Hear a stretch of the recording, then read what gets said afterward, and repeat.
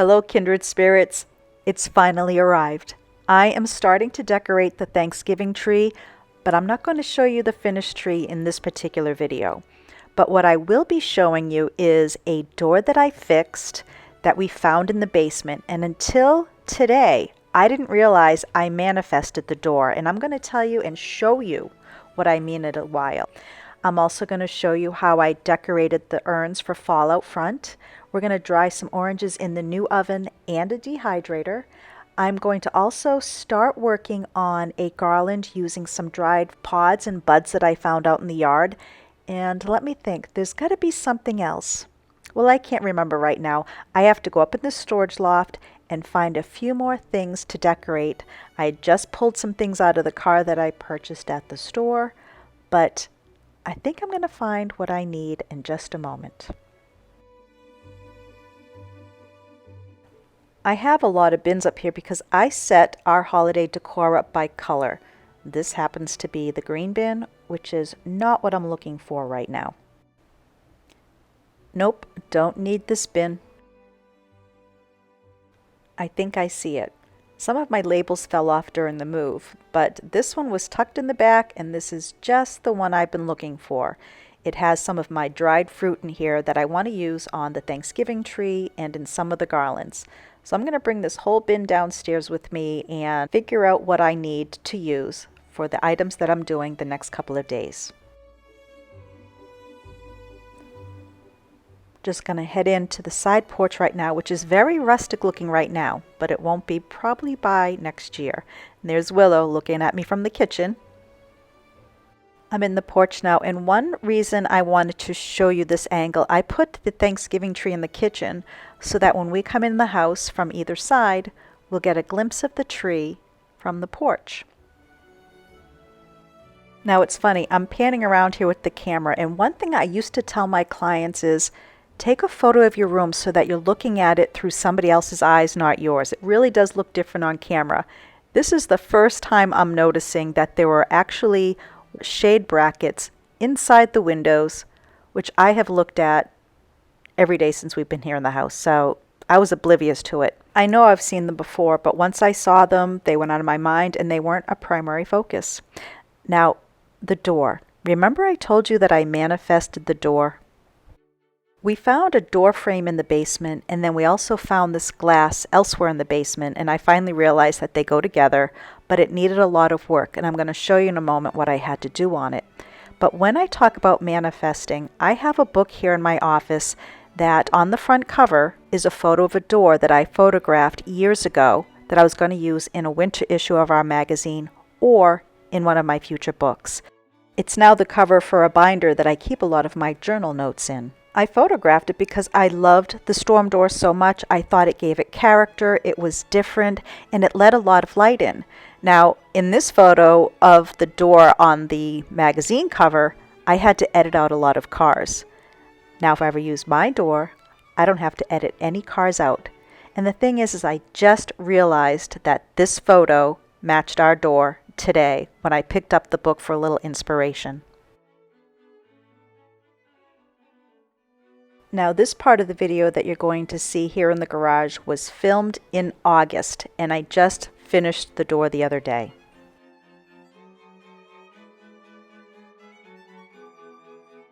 So I'm guessing this is going to be a temporary fix. I'm going to say that a lot probably about this house, but we will most likely have a door redone in the future. But right now I'm going to try to get this one to fit properly. It is so swollen.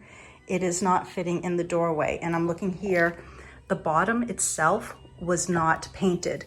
Whenever you hang a door, you want to make sure that you paint every exposed piece of wood. It's going to help from wicking up water just like it did here. So what I'm going to try to do is I'm going to try to scrape out some of the old paint that's here and see if I can get this seam nice and tight. And I'm going to try to actually make the width a little smaller just so it can fit in the door temporarily. We're going to use this as a storm door for the winter. It will absolutely block some of the cold air coming in, I'm sure, for the upcoming season. And then I will most likely have this piece rebuilt and use the glass insert that we have because that's in pretty good shape. I'm gonna go around here. I'm gonna clean all these edges up, and then I have some wood glue. I'm gonna put it in there and all these seams. And then I will reattach some brackets. I had a couple on there I thought would work, but once it hung, it was actually cockeyed. It was not holding its strength. So I have quite a few brackets, and I'm hoping I can Frankenstein and pull this thing together for a while, and we'll go from there. Nice mess, huh? This is another project over here that we're working on. We absolutely love this product. These go in the gutters and actually helps keep the leaves out. We've used these on, this will be the third house now, and we do love them. I will ask Ben for the link of where he gets these, and you just pop them in the gutter. Simple, easy peasy. I remember when I was showing the video of our house in Groton, somebody said, you need to clean out your gutters. Well, what we had was this in the gutter, and there were a couple leaves on top. It goes right through though. They blow off when the leaves dry. This stuff is amazing. So once again, I will get you the link. But right now, it's in our garage with all the trash, because once again, we're still moving. But that will go up soon. Luckily, that's one reason we got the single level home, so we can do all this by ourselves. All right, so back to this. I'm gonna put the camera down now and start cleaning this door up and see if I can shrink it up a bit so it fits in the opening and hopefully make it functional. If not, it will stay closed for the season and people will have to use the side door. Another thing I'm finding while working here is this seam was completely painted over, so I just cleaned off the paint and it is not tight. So this also is not helping the fact that the door was a little too wide to fit into the opening. So hopefully if I clean out all of these seams, which I may be repeating myself, if I clean out all of these seams, I'll be able to hammer this together, and I'm using a rubber mallet to do that. But even some of the rotten wood, once I move that out, hopefully I will be able to get this door together. Hopefully.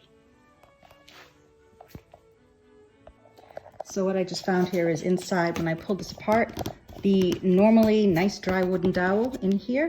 Let me see if I can point at it. There was a wooden dowel right here. It's completely rotted. So I'm going to take that out, get rid of the moisture. There we go. It's gonna come out. So let me see if I can grab this. No. So this wooden dowel is supposed to be nice and dry. It's not.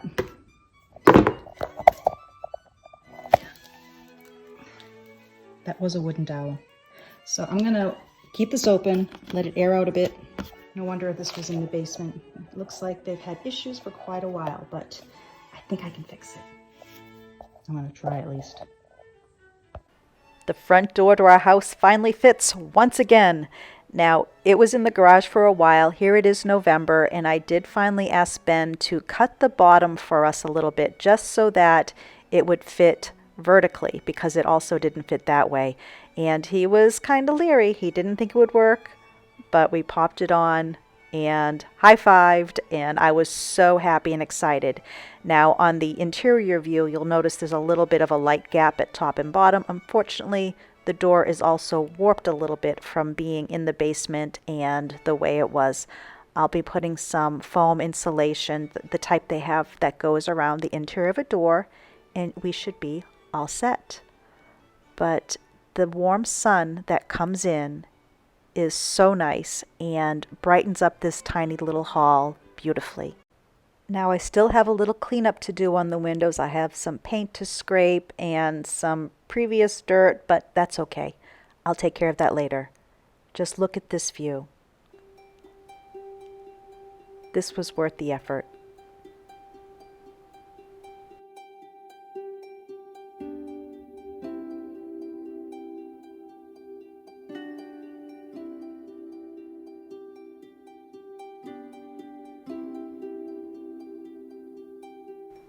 Now, do you remember the urns I painted last week in front of our house?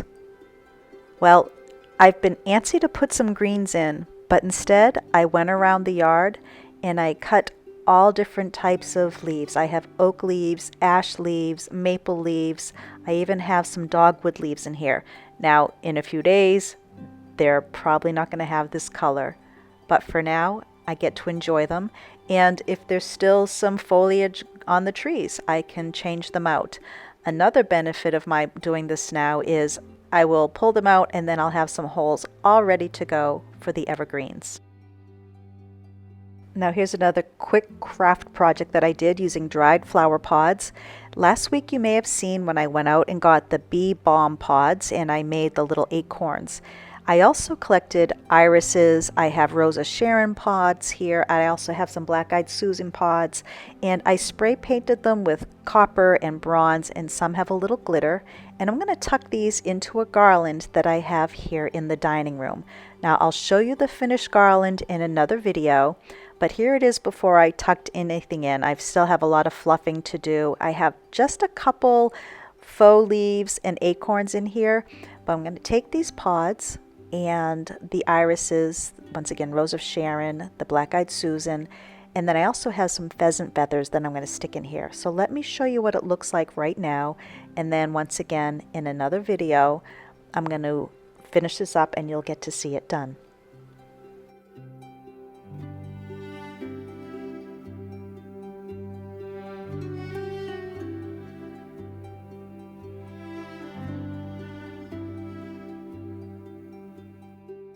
I mentioned earlier about seeing things in photos differently.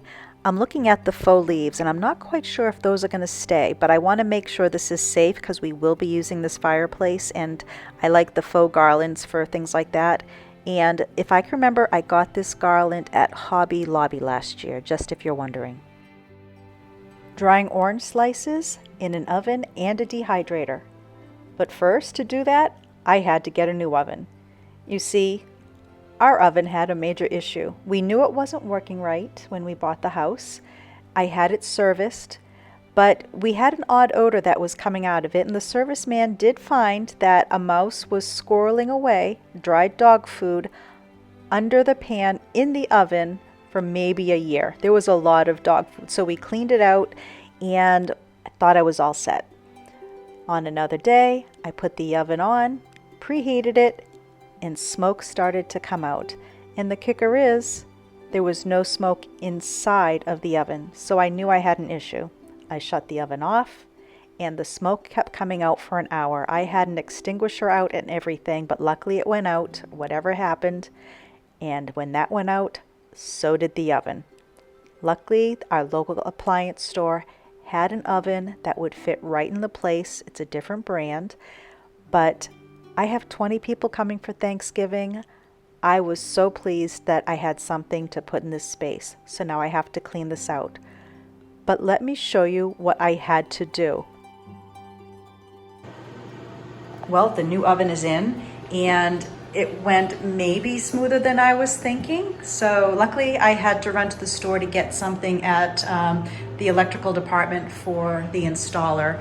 But I'm loving the new oven. Right now I have it going. I'm burning off all the new stuff. I was told to put the broil on. I was reading the directions. We had the bake going for a while, but it's a little smoky in here, just baking off some of the stuff from production. What I am gonna need to do if I keep the kitchen with this configuration is I'll have to figure out something for the back here, whether I do a tile backsplash or something. But this is what happened. And I was joking, I wish I had the camera going. They had trouble reaching behind the stove, so I offered to take the panel apart, which was super easy.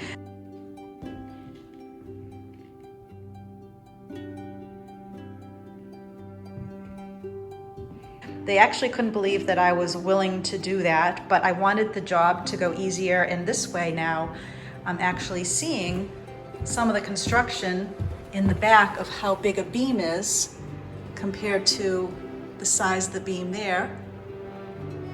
So if we remodel that part of the kitchen, I know what's behind this beam now. And also the wall, I guess, was orange.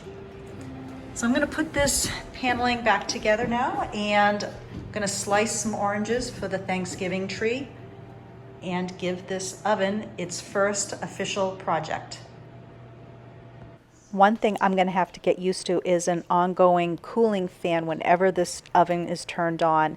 And I'm reading that a lot of larger ovens have that, and I guess that is what was broken on the other one that went out. But anyways, here I am, first batch of oranges of the season, and the first things being made in our decor oven. Now I'm just flipping these over, and the time to make these oranges can go anywhere for a couple hours to several hours, depending on how thin or how thick you slice them. But you just want them to dry out as much as possible. And there's even one there that's a little bit overburnt, but they're almost done. And then I'm going to do a batch in the dehydrator, which I also like to use. You may even hear Martha Stewart's voice in the background because she and I cook a lot together in the kitchen. I'm actually watching a couple of her old vintage Christmas shows. I also decided to make a batch of oranges in my dehydrator. You may have seen me review this dehydrator. I think it was last year. I got it as a gift and I have used it so much. I'm going to link this below for anybody's interested. I have used it a lot for apples and oranges and drying herbs. And my daughter uses a different one and she uses hers a lot too.